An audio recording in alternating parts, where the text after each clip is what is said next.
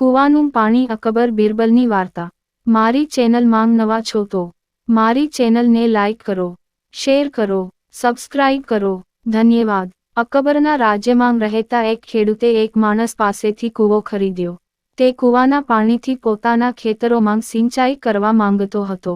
ખેડૂતે કૂવાની પૂરી કિંમત ચૂકવી દીધી, પરંતુ જ્યારે તે બીજા દિવસે કૂવા પર પહોંચ્યો અને પાણી ખેંચવા માટે દોરડાની મદદથી ડોલ નાખવા લાગ્યો, ત્યારે કૂવો વેચનાર વ્યક્તિએ તેને અટકાવ્યો।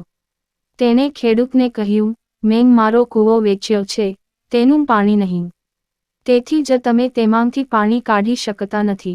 ચાલો અહીંથી ભાગી જઈએ। ખેડૂત ઉદાસ ચહેરે ત્યાંથી ચાલ્યો ગયો। તે છેતરાયાનો અહેસાસ કરી રહ્યો હતો।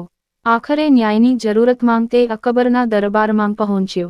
અકબરે ખેડૂતની આજીજી સાંભળી અને તેનો કેસ ઉકેલવાની જવાબદારી બિરબલને સોંપી। મામલો સંપૂર્ણ રીતે સમજ્યા પછી બિરબલ કૂવા પર પહોંચ્યો જેના માટે સોદો કરવામાં આવ્યો હતો। ખેડૂતે જેની પાસેથી કૂવો ખરીદ્યો હતો તેને પણ બોલાવ્યો। બિરબલે માણસને પૂછ્યું, કેમ ભાઈ, તમે આ ખેડૂતને કૂવામાંથી પાણી કેમ ખેંચવા નથી દેતા? તમે સંપૂર્ણ કિંમત વસૂલ કરી લીધી છે। કૂવો વેચનાર માણસે ફરી એ જ વાતનું પુનરાવર્તન કર્યું, મેં કૂવો વેચ્યો છે, તેનું પાણી નહીં, મારો હજી પણ પાણી પર અધિકાર છે, તો પછી હું તેને કેવી રીતે પાણી કાઢવાની મંજૂરી આપી શકું? બિરબલ પેલા કપટી માણસની ચાલાકી સમજી ગયો। તે સમજી ગયો કે અહીં સીધી આંગળીમાં ઘી નહીં નીકળે, એટલે પાસા ફેંકતા તેણે કહ્યું, તમે સાચા છો ભાઈ, ચાલો માની લઈએ કે કૂવાનું પાણી તમારી માલિકીનું છે, પણ શું તમે માનો છો કે આ ખેડૂત હવે કૂવાના માલિક છે? હા, હું આ સાથે સંમત છું।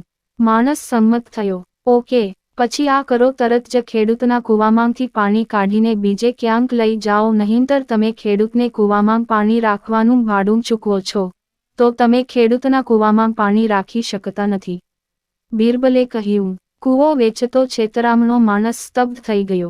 ખેડૂતને મૂર્ખ બનાવવાની તેમની આખી યોજના નિષ્ફળ ગઈ હતી।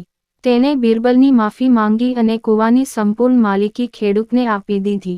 અંતે શેરને દોઢ શેર મળી।